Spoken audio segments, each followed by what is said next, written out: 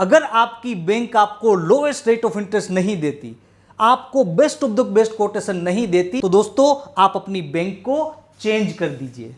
आज अगर home loan में 6.75 रेट ऑफ इंटरेस्ट चल रहा है, तो क्या आपकी लोन का होम लोन का रेट ऑफ इंटरेस्ट 7.5% तो नहीं है?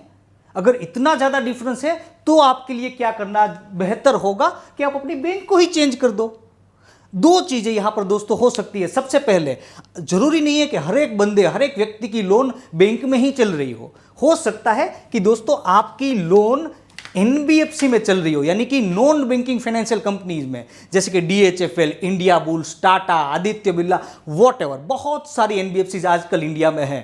तो अगर आपकी लोन दोस्तों एनबीएफसी में चल रही है, तो मैं आपको बोलना चाहता हूं कि एनबीएफसी में अपनी लोन को 2 साल तो मैक्सिमम, 2 साल से ज्यादा तो कभी नहीं रखनी चाहिए। इसका रीजन क्या है दोस्तों? क्योंकि यहां पर दोस्तों अगर आप बैंक में आओगे तो आपकी लोन को रेपो रेट के साथ लिंक कर दिया जाएगा, यानी कि आरबीआई जो जो फैसले करेगी, आरबीआई रेपो रेट में थोड़ी सी भी कटौती करेगी, यहां पर आपकी लोन का रेट ऑफ इंटरेस्ट घट पाएगा। लेकिन दोस्तों अगर आपकी लोन एनबीएफसी में चालू होगी तो आरबीआई भले ही वहां पर कटौती करती रहे, लेकिन आपकी लोन का रेट ऑफ इंटरेस्ट तो यहां पर बढ़ता ही रहेगा।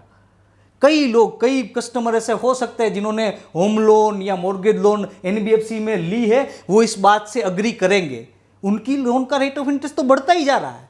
तो आपके लिए सबसे बेस्ट चीज दोस्तों ये है कि आप अपनी लोन को एनबीएफसी में से कन्वर्ट करके बैंक में चले आए, तो यहां पर आपके लिए बहुत ज्यादा बेनिफिट होगा। और बैंक दोस्तों आपके लिए वेलकम करेगी। क्यों? क्योंकि अगर आपने रेगुलर रीपेमेंट यहां पर एनबीएफसी में किया है, यानी कि ज्यादा रेट ऑफ इंटरेस्ट में, ज्यादा ईएमआईज के साथ अगर आप रीपेमेंट कर सकते हो, तो ऑब्वियसली बैंक को यह पता होगा कि आप अच्छे कस्टमर हो, तो वो आपको आसानी से एक्सेप्ट करेगी, आसानी से आपको वेलकम करेगी। आपकी लोन का रेट ऑफ इंटरेस्ट कम हो जाएगा, ईएमआई छोटा हो जाएगा, और ये छोटा ईएमआई आपको भरने में बहुत मजा आएगा।